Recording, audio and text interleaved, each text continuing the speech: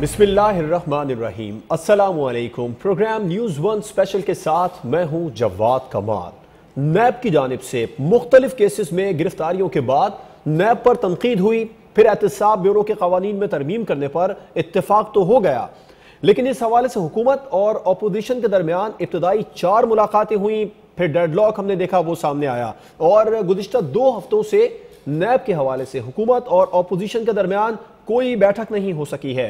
वजारत कानून का यह मौक़िफ़ सामने आया कि जो भी तरमीम करेंगे सुप्रीम कोर्ट के फैसले और आईनी दायरा कार में रहकर करेंगे। जुमा को एक केस की समाअत हुई थी सुप्रीम कोर्ट में, अहम केस की समाअत थी। उस दौरान चीफ जस्टिस साकिब निसार ने शदीद बरहमी का इजहार किया था। यह कहा था कि नैब एक दरखास्त पर लोगों की पगड़ियां उछालना शुरू कर देता है, नेकी के काम में भी टांग अड़ा देता है। जिसके बाद चेयरमैन नैब को अदम पेशी की सहूलत दी थी, वो वापस ले लेते हैं। ये चीफ जस्टिस के रिमार्क्स थे। अब चेयरमैन नैब को सुप्रीम कोर्ट पहुंचना भी पड़ा, सबने देखा, सख्त रिमार्क चीफ जस्टिस ने दिए। दूसरी जानिब शहबाज शरीफ को पब्लिक अकाउंट्स कमेटी का चेयरमैन बनाने के बाद तनकीद की बाज़गश्त हो रही है। हुकूमती वुज़रा बहुत ज्यादा तनकीद करते नजर आ रहे हैं, फैसल बावडा हों, फवाद चौधरी हों या शेख रशीद हो। शेख रशीद ने तो बल्कि सुप्रीम कोर्ट तक जाने का ऐलान कर दिया है इस मामले को लेकर। और प्रोग्राम के आखिर में हम बात करेंगे 7 जनवरी को होने वाली एक बड़ी और अहम समाअत की, जिसके बाद यह वाज़ेह होगा कि नवाज शरीफ, साबिक वजीर आजम नवाज शरीफ जेल में रहेंगे या उनकी सजा मुअत्तल होगी। न्यूज़ वन स्पेशल में आज हम इन तमाम मामलात पर गुफ्तगू करेंगे। हमारे साथ इस्लामाबाद स्टूडियोज में नैब के साबिक प्रोसिक्यूटर राजा आमिर अब्बास, लाहौर स्टूडियो में पाकिस्तान तहरीक इंसाफ के रहनुमा नोमान चट्टा और कराची स्टूडियोज में साबिक डीजी नैब सिंध दिफाई तजियाकार ब्रिगेडियर रिटायर्ड हारिस नवाज साहब हमें ज्वाइन करेंगे। बहुत शुक्रिया हारिस नवाज साहब, आपसे ही आगाज करते हैं। नैब की कार्रवाइयां, अपोजिशन की जानिब से तनकीद बढ़ती जा रही है। नैब की तहवील में तशद्दुद करने और सहूलतें फराहम किए जाने के भी दावे हो रहे हैं। यह कहा जा रहा है कि टारगेटेड कार्रवाइयां हैं। आपका क्या तज्जिया होगा इस पर? ऐसा नहीं है। नैब का बड़ा सिस्टम एक सेट प्रोसीजर है जिसके मुताबिक किया जाता है, ना कोई टॉर्चर किया जाता है। हाँ, उनका जो है इंटरोगेशन का स्ट्रेनियस तरीका है जिसमें बड़ी वो अच्छे तरीके से क्वेश्चन तैयार करते हैं, प्रेपरेशंस करते हैं, फिर डायरेक्टर से ब्रीफिंग लेते हैं, उसके बाद इन्वेस्टिगेशन ऑफिसर उनकी इंक्वायरीज करती हैं और उनसे क्वेश्चन आंसर करते हैं, इन्वेस्टिगेशन करते हैं। तो ये जो वेस्टेड इंटरेस्ट होते हैं, जो कुछ पार्टीज हैं मुझे बात करती हैं कि जी हमें टॉर्चर किया जाता है। टॉर्चर मैक्सिमम यही है कि आपको बिठाए रखते हैं, आपसे क्वेश्चन करते हैं, 8 घंटे 6 घंटे करेंगे, जो get tired, but no physical torture, rest sure ऐसी बात इसमें नहीं होती है। और क्योंकि मैं डायरेक्टर फाइनेंशियल क्राइम सिंध रहा हूँ, हमने देखा है बहुत तरीके से, तो वो ऐसी बिल्कुल बात नहीं है। और फिर बेजा तनकीद इसलिए की जा रही है कि एक वाहिद नैब अदारा है इस वक्त जिसे सब डर रहे हैं, क्योंकि ये ऑटोनमस है, किसी के अंडर नहीं है, इंडिपेंडेंट काम करते हैं और बड़ी सख्ती से ट्रांसपेरेंट काम कर रहे हैं। जो लोगों ने इस बार हम देख रहे हैं, आपका ताल्लुक भी रह चुका है इस इदारे से, अनोखे मामला भी सामने आ रहे हैं। मिसाल के तौर पर सहूलतें फराहम नहीं की जा रही, नाश्ता नहीं मिल रहा ठीक तरीके से, वहां पर उन्हें जो सामान है बैरक में वो प्रोवाइड नहीं किया गया। ऐसा भी होता है कि नहीं, ऐसी बात नहीं है। जनरली मैं बड़ा ही सजेस्ट कि खाना भी जो फैमिलीज अपने घर से भिजवाना चाहती हैं, खाना उनको पहुंचा दिया जाता है। ये भी, और जिनको नहीं ज़ाहिर अगर फैमिली नहीं भेजती है उनको डिलीवर भी किया, नैब भी प्रोवाइड करता है। ऐसी बिल्कुल कोई जो मेडिसिन होती हैं, चाहे वो ब्रेकफास्ट होता है, डिनर होता है, लंच होता है, बिल्कुल सही दिया जाता है। ये लोग जान के क्रिबिंग करते हैं इदारे को बदनाम करने के लिए, और वही लोग करते हैं जो उसमें ज़्यादा जिनके क्राइम्स होते हैं, गवर्नमेंट मनी लूटिंग होती है और करप्शन की होती है, मनी लॉन्ड्रिंग की हुई है, जिसमें पकड़े जाते हैं। अदरवाइज़ ऐसी नहीं, और ना ही इस अदारे में कोई इस तरह के कानून को चेंज करना चाहिए। प्ली बारगेन की बात करते हैं, मैं तो इवन यहाँ तक जाऊँगा वॉलंटरी रिटर्न भी जो ख़त्म किया गलत किया गया। वॉलंटरी रिटर्न में यस एक्शन उनके खिलाफ होना चाहिए जो पब्लिक ऑफिस होल्डर हो या गवर्नमेंट मुलाजिम हो। बिजनेसमैन से पैसा लेके उसको छोड़ देना चाहिए। सबसे बड़ी बात है कि बिजनेसमैन से पैसा निकाल लें। नैब का मेन जो है वो काम भी यही है, to recover the looted money from government exchequer for government exchequer, ये होना चाहिए। इसमें कोई सुस्ती नहीं होनी चाहिए और पूरा पैसा लिया जाता है। ये भी जो एक इम्प्रेशन है कि प्ली बारगेन में या वॉलंटरी रिटर्न में पैसे थोड़े लेके छोड़ देते थे, ऐसी बात नहीं है। जो भी उन इन्वेस्टिगेशन होती है, जो पैसा भी जिसको वो अपने जस्टिफाई नहीं कर सकते आपके बियॉन्ड मीन से, वो पैसा सारा उनसे रिकवर किया जाए, चाहे वो प्रॉपर्टी हो या कैश बैंक अकाउंट्स हो। तो इसलिए मेरे ख्याल में अननेसेसरी नैब को इस वक्त जो तनकीद का निशाना नहीं बनाना चाहिए, क्योंकि इस वक्त पाकिस्तान की फ़ौज, पाकिस्तान की गवर्नमेंट, पाकिस्तान की जुडिशरी और पाकिस्तान की आवाम एक ही चीज़ चाहते हैं कि इस वक्त अकाउंटेबिलिटी हो अक्रॉस द बोर्ड। जिस चीज़ ने मुल्क का पैसा लूटा है, सबसे पैसा मैं नैब की कार्रवाइयों के हवाले से आगे चलकर आपसे बात करूंगा। राधा आमिर अब्बास साहब, अपोजिशन के खिलाफ बेशतर केसेस तो पीटीआई हुकूमत से पहले के हैं, इस सूरत हाल में भी जो नैब की कार्रवाइयां हैं, इसके तनाजुर में हुकूमत पर तनकीद किस हद तक दुरुस्त समझते हैं आप? देखिए, बेशतर नहीं, मैं समझता हूं जितने भी केसेस नैब के पास हैं वो तमाम के तमाम इस मौजूदा हुकूमत से पहले या तो इंटरम गवर्नमेंट के हैं या जब उनकी अपनी हुकूमत थी तब के केसेस हैं। अब तनकीद करना बिल्कुल उनका एक वो जो पॉलिटिकल नैरेटिव है उस हद तक वो तकारीर भी करेंगे, वो नैब को काला कानून भी कहेंगे, वो ये भी कहेंगे कि जी नैब और पीटीआई का कोई अनहोली अलायंस है, वो ये भी बात करते हुए नजर आएंगे कि जी हमें कोई फैसिलिटीज नहीं दी जा रही। एक बात जिसकी कमी आपको नजर आएगी वो ये आएगी कि जब उनसे पूछा जाता है नैब बारहा बुला के कि बताइए कि जनाब अगर ख्वाजा बिरादरान है तो बताइए ये इससे आपकी पैरागॉन से आपका क्या ताल्लुक है, उनसे ये पूछा जाएगा कि जी ये इतने प्लॉट्स आपके या फैमिली मेंबर्स के नाम पे हैं, तो उसका जवाब नहीं आएगा। और फिर कहा जाएगा कि जी हम तो हर पेशी पे जब भी नैब बुलाती है हम चले जाते हैं, हम तो उनके साथ हर किस्म का तावन कर रहे हैं और क्या वजह है कि वो हमें अरेस्ट करते हैं। लेकिन तावन सिर्फ ये नहीं कि जब नैब बुलाए आप चले जाएं, तावन ये होता है कि अगर नैब आपसे पूछता है कि बताइए ये आपने पैरागॉन में और उसके अलावा ये जमीनों से आपका कोई ताल्लुक है, तो वो कुछ नहीं बताते। और जब कैसे नैब और हुकूमत के जो अलायंस के बारे में तनकीद अपोजिशन की तरफ से हो रही है, ये तनकीद इस हद तक दुरुस्त भी समझी जा सकती है। इलेक्शन से पहले या पाकिस्तान तहरीक इंसाफ की हुकूमत से पहले सिर्फ नवाज शरीफ और उनकी साहबजादी और उनके दामाद ही जेर अताब थे, मगर जैसे ही पीटीआई की हुकूमत बरसर इख्तिदार आई हमने देखा उन पर सख्तियां भी बढ़ी। शहबाज शरीफ साहब का केस भी खुला, फिर उसके बाद में मरियम औरंगजेब हो, हमजा शहबाज हो, सबके खिलाफ भी कार्रवाइयों का आगाज तेज हो गया, तो उंगलियां तो उठेंगी ना सर? एक चीज ज़हन में रखने की है कि वो ये है, पंजाब में 10 साल तक नून लीग की गवर्नमेंट थी तो पब्लिक ऑफिस होल्ड इन्होंने ही किया। हाँ, केपीके में जहां पे पीटीआई की हुकूमत थी वहां भी केसेस हैं और उन केसेस को भी नैब ने इसी अंदाज में चलाना है कि जैसे पंजाब के केसेस हैं, और अगर वो केसेस स्लो पेस पे चलेंगे तो फिर किसी हद तक इनकी ये शिकायत दुरुस्त होगी कि ये यहाँ पे स्पीड कुछ और है, वहां पे कुछ और है। तो इस तासुर को जाहिल करने के लिए नैब को चाहिए, चेयरमैन नैब को चाहिए कि दोनों के केपीके के और पंजाब के जो केसेस हैं उनमें यकसा हमें स्पीड नजर आए और कार्रवाइयां नजर आए। चट्टा साहब, बहुत ज्यादा तनकीद है अपोजिशन की तरफ से, क्यों नहीं कर देते तब्दीलियां? 4 मुलाकातें हुई, क्या वजह सामने आई डेडलॉक पैदा होने की? देखिए जवाब साहब, पहली बात तो यह है कि ये जो कानून इस वक्त नैब का चल रहा है, ये जो 18th अमेंडमेंट के अंदर इन्होंने नैब के रूल्स में उसकी चेयरमैन के अपॉइंटमेंट के हवाले से चेंजेस की थी, तो बेसिकली ये कानून जो मौजूद है ये इन दोनों जमातों का कंसेंसस से अप्रूव्ड कानून है। चेयरमैन की अपॉइंटमेंट भी कंसेंसस से करते हैं और एज पर कॉन्स्टिट्यूशन भी इस तरह ही होता है, और ये जो चेयरमैन की अपॉइंटमेंट का तरीकाकार है ये भी इन्होंने डिसाइड किया। बात सिंपल सी ये है कि अगर पिछले 2018 जो 18th अमेंडमेंट थी वो तो पिछले पीपल्स पार्टी के टेन्योर में हुई थी, पिछले 10 सालों में इन्हें इसके अंदर कोई हामी नजर नहीं आई। लेकिन जैसे ही इनके खिलाफ एक्शन नैब ने लेना शुरू किया तो वो उस कानून को भी गलत करने लग पड़े, उस चेयरमैन को जिसको इन्होंने खुद अपॉइंट किया वो भी गलत हो गया। बिल्कुल कानून में अमेंडमेंट होनी चाहिए और दुनिया का निजाम चलता ही वक्त के साथ साथ। आपकी जमात तो चट्टा साहब बात तब्दीली की करती है ना, अगर उनके ये कानून थे आप उन्हें दुरुस्त भी मान लेते हैं, मगर उनकी तरफ से तहफुजात हैं, इन्हें दूर करने के लिए कुछ तब्दीलियां कर लें। पीटीआई तो ये कह रही है कि हम बिल्कुल गैर जानिबदार एहतसाब करने जाएंगे।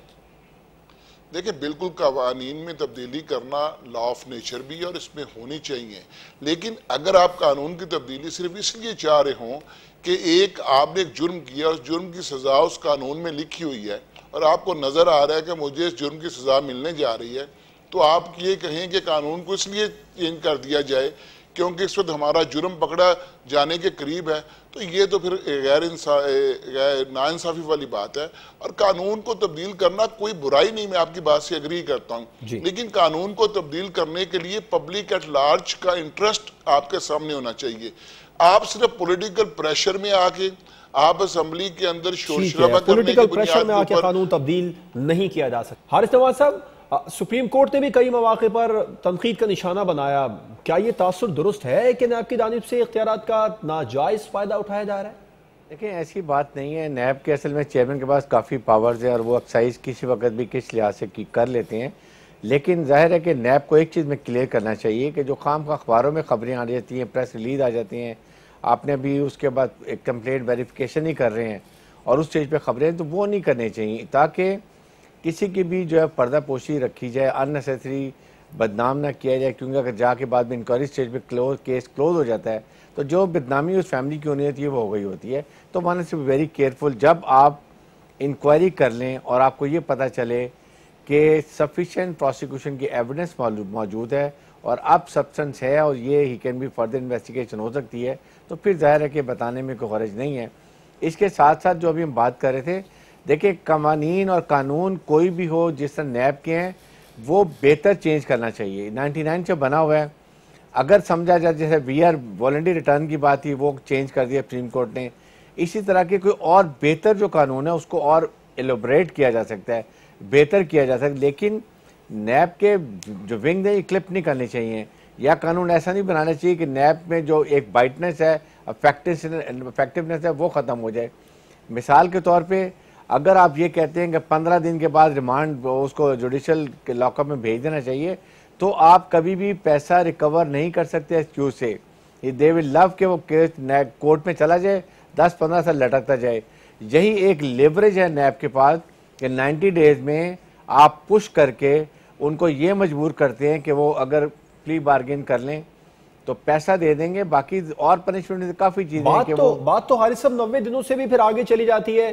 जो ज़्यादा तहफ़्फ़ुज़ात उठाए जा रहे हैं वो ये आपने अभी 15 दिन का जिक्र किया, कत्ल के केस में भी 15 दिन का ज़्यादातर होता है, मगर नैब 90 दिन के लिए ज़्यादातर एग्री होता है। लेकिन हम ये देख रहे हैं कि उसके बाद में जो बातें साबित होती हैं, कुछ मामला होते हैं जिसमें साबित ही नहीं हुआ, उसके बाद में मुजरिम छूट गया, और अपोजिशन का तहफ़्फ़ुज़ात इस बात पर है कि पहले तहकीकात कर लें उसके बाद गिरफ्तार कर लेना, मतलब फौरी तौर पर ही गिरफ्तारी, पहली गिरफ्तारी, पगड़ियां उछालना, ये जो तहफ़्फ़ुज़ है। ऐसी बात नहीं है। देखिए, नैब अरेस्ट उस वक्त करती है, नैब जब उनको ये मालूम हो जाए अपनी डिस्क्रीट इंक्वायरी से कि सफिशिएंट एविडेंस मौजूद है प्रोसिक्यूशन की और प्रॉपर केस बन सकता है, पैसा रिकवर हो सकता है, ठीक है, तभी नैब अरेस्ट करती है। राजा आमिर अब्बास साहब, चीफ जस्टिस सुप्रीम कोर्ट ने प्ली बार्गेन के कानून को गलत करार दिया, इसे तब्दील करने की हिदायत की थी, मगर हम दूसरी जानिब देख रहे हैं chairman NAB justice retired Javed Iqbal ने प्ली बार्गेन कानून की हिमायत कर दी है। आप क्या कहेंगे इस कानून के हवाले से? ख्वाजा हारिस नवाज साहब ने आपसे कुछ देर पहले बाकायदा तौर पर कहा कि उन्हें यह कानून ठीक लगता है। देखिए, हारिस साहब से मैं एग्री करूंगा कि इस कानून को आप थोड़ा सा मॉडिफाई कीजिए। इसको मॉडिफाई ऐसे कर लें कि किसी भी जो सरकारी ऑफिस है, पब्लिक ऑफिस होल्डर है, उनके लिए ये फैसिलिटी प्ली बार्गेन की नहीं होनी चाहिए, क्योंकि अगर वो प्ली बार्गेन करके फिर एक तैयारी कर लेते हैं कि जनाब इसके बाद हमने ये करना है कि इतने पैसे कमा लिए और बाहर आ जाएंगे फिर दोबारा कमाएंगे, ये नहीं होनी चाहिए। लेकिन अगर जैसे हम देखते हैं कि डबल शाह का केस था, मुदारबा वाले केसेस हैं जिसमें आम आवाम से लोगों ने करोड़ों रुपए रखे हुए हैं, तो अगर उस शख्स को आप जेल में बंद रखेंगे तो उन आम आवाम के पैसे जो वो लूट के भागे हुए हैं, उस हाउसिंग सोसाइटीज वाले हैं, तो उनको वो फैसिलिटी नहीं दी जाती, उनसे को वो पैसे फिर वापस नहीं मिलते। तो ऐसी सूरत हाल में तो थोड़ी सी कैटेगराइज कर लें कि कौन सी कैटेगरीज हैं जिनको प्ली बार्गेन मिलेगी और कौन सी कैटेगरीज हैं कि जिनको प्ली बार्गेन नहीं मिलेगी। हमने माजी में यह भी देखा कि सरकारी ऑफिसर्स प्ली बार्गेन करके इवन दोबारा नौकरी जाके उन्होंने अपनी सर्विसेज ज्वाइन कर ली कि जनाब अभी 1 करोड़ कमाया, अगली दफा जाके 5 करोड़ और कमा लेंगे। तो इसमें दुरुस्तगी मुमकिन है और अल्टीमेटली जो पार्लियामेंट इसमें करेगी अमेंडमेंट्स, विजडम तो पार्लियामेंट का ही है, राइट भी पार्लियामेंट का है कि वो किस किस्म की इसमें अमेंडमेंट्स करे, और अमेंडमेंट्स को ऐसा रखा जाए कि अल्टीमेटली हमें ये नजर ना आए कि नैब का अदारा एक टूथलेस टाइगर बन के रह गया है और बस एक ऐसा अदारा है कि जो सिर्फ एक क्लीन चिट देगा। एहतसाब पूरी दुनिया में हो रहा है, पॉलिटिकली एक्सपोज लोगों के खिलाफ दुनिया में इसी किस्म के कवानीन आ रहे हैं जिसमें जो बर्डन होता है वो पब्लिक ऑफिस होल्डर पे होता है कि उन्होंने बताना होता है कि जनाब ये आपके पास जायदादें करोड़ों अरबों रुपए की कहां से आई। पब्लिक ऑफिस होल्डर पर बर्डन ज्यादा होता है। इसी मामले को लेकर चट्टा साहब आपकी तरफ आऊंगा, जो कार्रवाइयां अपोजिशन के नुमाइंदों के खिलाफ हो रही हैं, उसी तरह की कुछ कार्रवाइयां हुकूमती नुमाइंदों के हवाले से भी सामने आई हैं।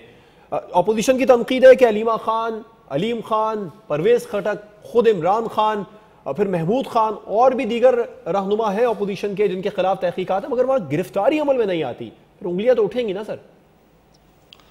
देखिए, इसमें दो बातें हैं, जिस तरह अभी खारिज साहब ने फरमाया, राजा साहब ने फरमाया, आपका ये प्रोसेस ऑफ लॉ है। अब आप किसी हुकूमती अहदेदार को इसलिए गिरफ्तार तो नहीं कर सकते कि आपने अपोजिशन का एक अपोजिशन का नुमाइंदा गिरफ्तार किया तो आप किसी हुकूमती वजीर को भी गिरफ्तार कर लें। जब हम आपने देखा कि रिसेंटली हमारे खटक साहब को भी नोटिस गया और वो भी नैब में पेश हुए, हमारे मौजूदा जो CM है वो भी पेश हुए, तो ये एक प्रोसेस है। अब बदकिस्मती ये है कि हम लोग हुकूमत में रह के इख्तिसाब के आदी नहीं है। हम लोग हर तरह की करप्शन करके एंड ऑफ द डे ये समझते हैं कि इस मुल्क का कानून आज तक तो ये रहा ताकतवर हमेशा छूट जाता रहा। इसमें कोई दो राय नहीं है कि करप्शन कोई भी करे, वो हुकूमती नुमाइंदा करे, वो मेरी जमात का हो, वो किसी और की जमात का हो, उससे सजा मिलनी चाहिए। लेकिन ये तो कोई जवाब नहीं है कि आप कहें जी चूंकि मियाँ ये जो साद रफीक पकड़ा गया और वो पिछले 20 साल से करप्शन कर रहे थे, तो अब जी अलीम खां को पकड़े, अब जहांगीर खान तरीन को पकड़े, अब नुमान चट्टा को पकड़े। इस बात के ऊपर हमारी जमात में कंसेंसस है और इमरान खान साहब is very clear on this point कि अगर हमारा भी कोई नुमाइंदा किसी तरह की करप्शन में इन्वॉल्व है तो उसको जरूर पकड़े। लेकिन मैं इसमें एक एक्स्ट्रा पॉइंट जरूर ऐड करूंगा, जिस तरह भी ये बात हुई कि क्योंकि पब्लिक ऑफिस तो वो होल्ड कर रहे थे, ऑल सोर्सेज ऑफ इंफॉर्मेशन उनके कंट्रोल में थी, तो हमारे जो मेंबर्स हैं, हमारे जो पार्टी लीडरशिप है, उनका एहतसाब तो पिछले 10-12 साल से कर रहे हैं। अगर उनके खिलाफ कुछ निकलता, कुछ होता, तो अभी तक उनको गिरफ्तार ना भी करती, तरीक़ाकार के मुताबिक होना चाहिए, ना कि बैलेंस करने के लिए। नुमान चट्टा साहब, हारिस नवाज साहब और राजा आमिर अब्बास साहब हमारे साथ प्रोग्राम में मौजूद है। गुफ्तगू का सिलसिला रहेगा, एक ब्रेक पर जाएंगे। ब्रेक के बाद बात होगी चेयरमैन पब्लिक अकाउंट्स कमेटी की, जिसे बना तो दिया गया अपोजिशन लीडर को, मगर तनकीद बढ़ती जा रही है और यह तनकीद अब वुज़रा की जानिब से भी की जा रही है। सुप्रीम कोर्ट तक जाने का इंदिया दे दिया गया है। एक ब्रेक के बाद एक बार फिर से खुशामदीद। चेयरमैन पब्लिक अकाउंट्स कमेटी, वजीर आजम और दीगर वुज़रा पहले तो दो टोक अंदाज में ये कहते नजर आए कि शहबाज शरीफ को किसी सूरत पब्लिक अकाउंट्स कमेटी का चेयरमैन नहीं बनाया जाएगा। हारिस नवाज साहब, आप रिस्पॉन्ड कीजिएगा। फिर अचानक से मशरूत तौर पर उन्हें ये ओहदा भी दे दिया गया। किस हद तक ठीक है ये फैसला हुकूमत का? देखें, गवर्नमेंट वाज नॉट एडमेंट, बिल्कुल वो नहीं बनाना चाह रहे थे और बहुत उन्होंने कोशिश की। इससे मैं पीटी गवर्नमेंट से मुत्तफिक हूं कि बिल्कुल नहीं बनाना चाहिए था। इसलिए जिसके ऊपर चार्जेस और वो भी जो अरेस्टेड हो और उसके बाद नैब रेफरेंस बन रहा हो, उसको पब्लिक अकाउंट कमेटी का chair banana it's very unfair, uncalled for, और ये नहीं होना चाहिए था। आई थिंक मजबूरी तरीके से, जबकि बिल्कुल असेंबली का जो हाउस का था एक काम वो रुक गया, कोई वहाँ पर काम नहीं हो रहा था, लेजिस्लेशन नहीं हो रही थी और रोज़ बातें हो रही थी। इस पे ब्लैकमेलिंग में आके मेरे ख्याल में मजबूरन को बनाना पड़ा। बट आई स्टिल फील कि इस पे किसी हालत में भी एक्सेप्ट नहीं करना चाहिए था और ये एक बिल्कुल जस्ट स्टैंड था, इसको स्टैंड करना चाहिए था और अपोजिशन को किसी सूरत हुकूमत को कबूल नहीं करना चाहिए था। आमिर अब्बास साहब, आप इस फैसले को ठीक समझते हैं? ब्लैकमेलिंग का जिक्र किया हारिस नवाज साहब ने, क्या समझते हैं आप, ये हुकूमत के लिए ठीक रहेगा? आगे चलकर बड़ा कॉन्फ्लिक्ट ऑफ इंटरेस्ट भी पैदा होता नजर आ रहा है।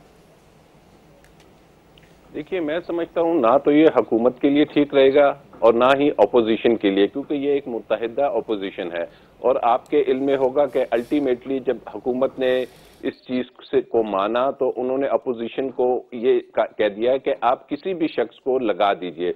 तो मेरी ताई ये है कि अपोजिशन को चाहिए था कि ये जो अभी हम सिचुएशन देख रहे हैं कि उंगलियां उठ रही हैं, कुछ दिन पहले वाडा साहब का इशू आया, उन्होंने बात की, फिर और हम देखते हैं कि जनाब एक शख्स जो जेल से आते हैं वो आके उसमें पब्लिक अकाउंट कमेटी में बैठते हैं, फिर वो ऑडिटर जनरल ऑफ पाकिस्तान की रिपोर्ट्स के वो पैरस की उनको देखते हैं, जी जी, जो खुद बिल्कुल ऑब्वियसली। और उसके बाद क्या होता है कि जी उनकी फैमिली के ऊपर इतने ज्यादा नैब के इश्यूज हैं और वो नैब के चेयरमैन को और नैब के इन्वेस्टिगेशन अथॉरिटीज को अगर बुलाएंगे तो ये एक तो है कि जी कानूनी तौर पे और नंबर 2 एथिकली और दुनिया को हम क्या मैसेज दे रहे हैं कि जी हमारे पार्लियामेंट में जो पब्लिक अकाउंट कमेटी है उसके जो चेयरमैन है, उसको जो चेयर करते हैं वो खुद जेल से आते हैं, करप्शन के उनके ऊपर केसेस हैं और वो आके देखते हैं कि कहीं कुछ इलीगैलिटीज तो नहीं हुई। तो इसको बारहा अब चूंकि आ गए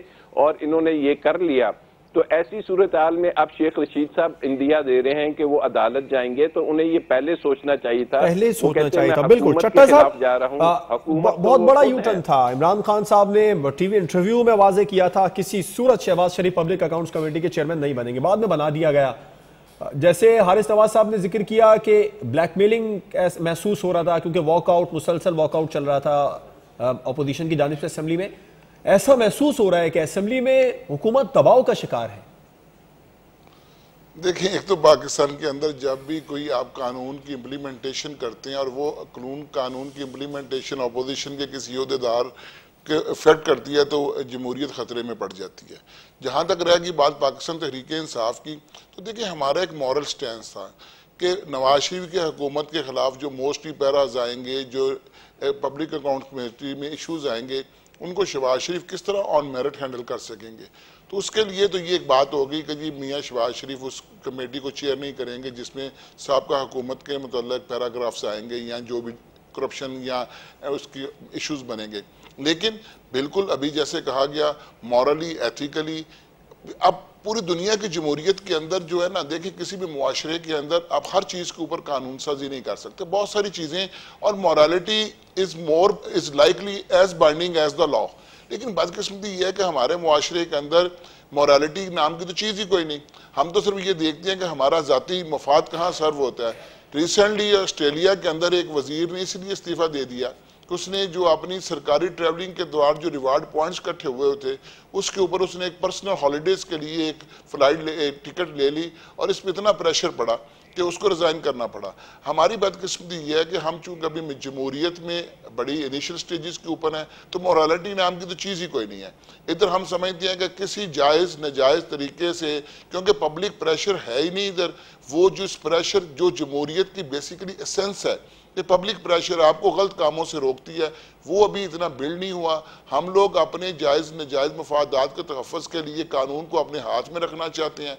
पिछले 10 साल उन्होंने हुकूमत की, ऑपोजिशन में गए, ये उनको गोल्डन अपॉर्चुनिटी नज़र आई कि अदालत से आप जेल से भी आ जाया करेंगे और आप अपनी चीज़ों को, जो आपने बदअनवानियाँ की हुई हैं, जो करप्शन किया, उसको आप अपने कंट्रोल में लेके आ गए और वो उस तरह उसको मैनिपुलेट करना चाह रहे हैं।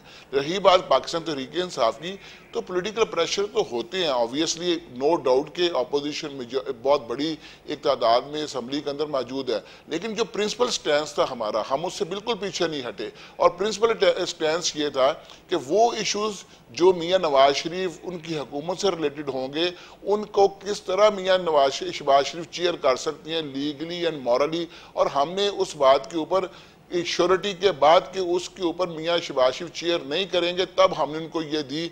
तो हमने जो हमारा स्टैंड था हमने उसको प्रॉपरली फॉलो किया। लेकिन इसमें एक बात जरूर ऐड करना चाहूँगा, अब इसके आगे उनकी अखलाकियात थी जिसका वो दावा करते रहे, पिछले 5 साल अखलाकियात का प्रचार करते रहे। ये कौम के सामने है कि किस किस्म की अखलाकियात है नून लीग की लीडरशिप की। ठीक है, हारिस नवाज साहब, बहुत ज़्यादा तहफ़्फ़ुज़ात हैं, बढ़ते भी जा रहे हैं अब हुकूमती वज़रा के। क्या वज़रा के तहफ़्फ़ुज़ात से इस फैसले पर कोई असर पड़ता नज़र आ रहा है आपको? देखें, जो वज़रा बात करें इंडिपेंडेंट है, हर एक की अपनी ओपिनियन होनी चाहिए, I think it's a good thing, but basically ये लगाने से पहले चाहिए था कि किसी और पार्टी के इंडिविजुअल्स के थ्रू या शेख रशीद साहब पहले ही इस्लामाबाद हाई कोर्ट में चले जाते, वहाँ जाके एक्सेप्ट बात कर लेते और वहाँ से ऑर्डर ले लेते कि क्या डिसीजन है।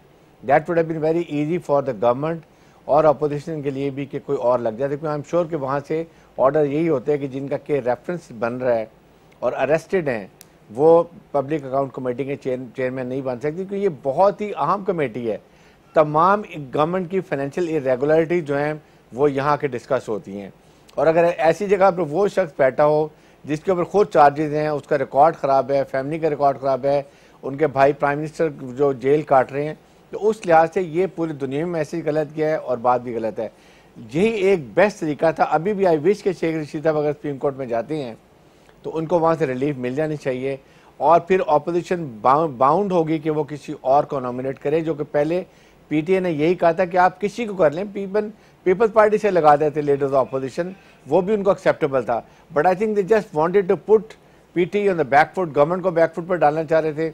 वो चाह रहे थे कि गवर्नमेंट को अपने स्टांस से हटाया जाए और उनकी खिफत हो। मेरे ख्याल में उसमें ऑपोजिशन कामयाब हो गई। राजा साहब, क्या लगता है आपको, सुप्रीम कोर्ट में शेख रशीद साहब को वाकई में रिलीफ मिलेगा, उनकी सुनवाई होगी और वुज़रा के जो तहफ़्फ़ुज़ात हैं इससे फैसले पर कोई असर पड़ता देख रहे हैं आप? देखिए, दो बातें हैं। एक तो बात है कि जो आपकी असेंबली है उसमें जो कार्रवाई है और जो असेंबली में प्रोसीडिंग्स होती हैं, कमेटीज का बनना होता है, इसको गालिबन मेरी नज़र में कॉन्स्टिट्यूशनल इसको बैकिंग हासिल है और ये किसी भी अदालत में चैलेंज नहीं की जा सकती इस किस्म की चीज़ें, क्योंकि यहाँ पे वो जो कॉन्स्टिट्यूशनल प्रोटेक्शन है वो आड़े आएगी कि जी असेंबली ना तो कोई सुप्रीम कोर्ट की चीज़ या जो कोई केसेस अंडर एडजुडिकेशन होते हैं वो असेंबली में उनके ऊपर कोई अमल या किसी किस्म का एक्शन लिया जा सकता है। इसी तरीके से असेंबली की कार्रवाइयों को किसी भी तरीके से सुप्रीम कोर्ट में नहीं लाया जा सकता। नंबर 2, जो वहाँ पे शेख रशीद साहब जाएंगे तो वो फरीक किसको बनाएंगे? क्या वो अपनी ही हुकूमत को फरीक बनाएंगे जिसके वो खुद एक हिस्से हैं? क्योंकि जो हुकूमत का डेफिनेशन है कानून में वो है प्राइम मिनिस्टर और कैबिनेट। अगर वो कैबिनेट का हिस्सा है और अपनी ही कैबिनेट के खिलाफ जा रहे हैं तो और डिक्लेरेशन लेने जा रहे हैं तो लग रहा है कि ये एक बड़ा मुश्किल केस होगा और शायद उन्हें सुप्रीम कोर्ट से कोई रिलीफ ना मिले। चट्टा साहब, बड़ी अहम बात की राजा आमिर अब्बास साहब ने कि शेख साहब अगर सुप्रीम कोर्ट जाए तो अपनी हुकूमत के खिलाफ। देखिए, ये इन्होंने लीगली इस बात को बड़े अच्छे तरीके से एलैबोरेट किया और वो असम्बली का जो एक तरीकाकार है उसकी कॉन्स्टिट्यूशनल पोजीशन को भी एक्सप्लेन किया। तो अगर मैं तो I am not a constitutional expert कि मैं इसके ऊपर ये कह सकूं जो अभी राजा साहब ने फरमाया, तो इन हालात में तो ये नज़र आता है कि it would be quite unlikely कि सुप्रीम कोर्ट इसको ओवरटर्न करेगी।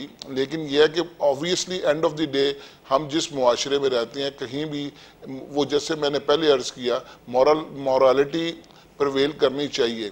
और मैं समझता हूँ कि आज के दौर में जो मीडिया का एक बड़ा इंपॉर्टेंट रोल है और जो पिछले कई सालों से मीडिया बड़े आसान तरीके से सर अंजाम दे रहा है कि where there is no law morality should prevail, और मोरालिटी को प्रवोक करने के लिए लोगों को इस चीज़ के ऊपर लेके आने के लिए मीडिया का बड़ा इंपॉर्टेंट रोल है। और मैं समझता हूँ कि मीडिया को इस चीज़ को ज़्यादा से ज़्यादा हाईलाइट करना चाहिए। अगर सुप्रीम कोर्ट से रिलीफ नहीं मिल सकता, असेंबली के अंदर मीडिया तो सर मामला को हाईलाइट कर ही रहा है। इसी अहम मामले पर हमें एक ब्रेक की तानिब जाना होगा, मजीद बात करेंगे क्योंकि जो तहफ़्फ़ुज़ात हैं वो बड़े अहम वफाकी गुजरा हैं। शेख रशीद हो, फैसल वावडा हो या फिर फवाद चौधरी हो, ये इमरान खान साहब से बहुत करीबी है, इनका बड़ा करीबी ताल्लुक रहा। नाज़रीन, एक ब्रेक की जानिब जाएंगे। ब्रेक के बाद इस पर बात हो कि इन बड़े वुज़रा के तहफ़्फ़ुज़ात के बाद ऐसा लग रहा है कि हुकूमत इस फैसले को अब वापस लेना चाहती है। और दूसरा एक बड़ा अहम मामला, आज पब्लिक अकाउंट्स कमेटी का इजलास होना था मगर वो नहीं हुआ क्योंकि शहबाज शरीफ साहब के कमर की दर्द आड़े आ गई और वो गालिबन इस बात पर आगे आड़े आई क्योंकि आज पब्लिक अकाउंट्स कमेटी में साहिवाल कोर पावर प्रोजेक्ट के हवाले से डिस्कशन होना थी। एक ब्रेक के बाद। ब्रेक के बाद एक बार फिर से खुशामदीद। राजा आमिर अब्बास साहब, हारिस नवाज साहब और नुमान चट्टा साहब हमारे साथ प्रोग्राम में मौजूद हैं। गुफ्तगू कर रहे हैं पब्लिक अकाउंट्स कमेटी के चेयरमैन बनाने के बाद में वुज़रा के जो तहफ़्फ़ुज़ात सामने आ रहे हैं। राजा आमिर अब्बास साहब, आप रिस्पॉन्ड कीजिएगा। ये जो तहफ़्फ़ुज़ात हैं ये बड़े विफाकी वुज़रा के हैं, वो वुज़रा हैं जो इमरान खान साहब से बहुत करीब हैं। ऐसा लग रहा है सब कुछ प्लान के तहत हो रहा है और हुकूमत अब इस फैसले को वापस लेना चाहती है। क्या मुमकिन है और क्या वाकई में ऐसा है, सब इमरान खान साहब की मर्जी मंशा के मुताबिक हो रहा है? देखिए, मैं समझता हूं अगर इवन वुज़रा के अगर ये प्लान्स हैं तो उन्हें अपने इन हाउस ये चीजें रखनी चाहिए, क्योंकि ये एक एम्बैरेसिंग सी सिचुएशन बन जाती है कि एक चीज करने के बाद फिर कुछ दिनों के बाद आप उसको वापस लें।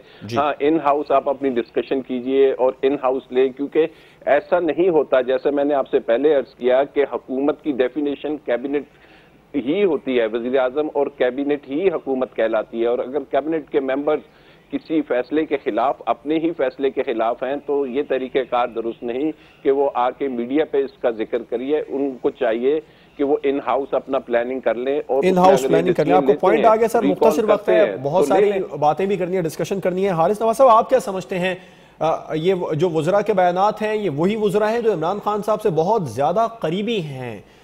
जैसे आमिर अब्बास साहब ने कहा कि पहले इन हाउस डिस्कशन करनी चाहिए, फिर फैसले होने चाहिए, तो क्या हुकूमत इस फैसले को, इस मामले के हवाले से अब सख्त स्टैंड लेने वाली है आगे चलकर? एक तो आई डोंट थिंक कि आप वो ले सकेंगे जब हुकूमत एक डिसीजन दे रही है, कैबिनेट में डिसाइड हुआ है। ऑब्वियसली जो चीज भी आपने मतलब शेख रशीद साहब अगर सुप्रीम कोर्ट जाते हैं तो उसमें इमरान खान साहब की मंशा है? मेरे ख्याल में टेस्टेड अप्रूवल जरूर होगा, लेकिन साथ ये कि कैबिनेट में जो चीजें डिस्कस होती हैं डेलिब्रेशन होनी चाहिए। जितनी मर्जी डिस्कशन करें, लड़ाई झगड़े करें, लेकिन जब कैबिनेट एक चीज को डिसाइड कर ले then they have to stand to it. That is what is the norm जो होना चाहिए। और मेरे ख्याल में लेकिन क्योंकि शेख रशीद की अपनी पार्टी भी है, तो उस कॉन्टेस्ट में शायद वो टेस्टेड अप्रूवल के साथ सुप्रीम कोर्ट में जाएंगे, ताकि हो सकता है वहां से रिलीव हो। आपका पॉइंट है चट्टा साहब, जैसे अभी बात की राजा आमिर अब्बास साहब ने, पहले इन हाउस डिस्कशन मुकम्मल क्यों नहीं की जाती आपकी पार्टी की जानिब से? बाद में फिर बयानात भी बदले जाते हैं। ये बड़ा एक अहम मामला है जो हुकूमत की नाकामी शो करता है।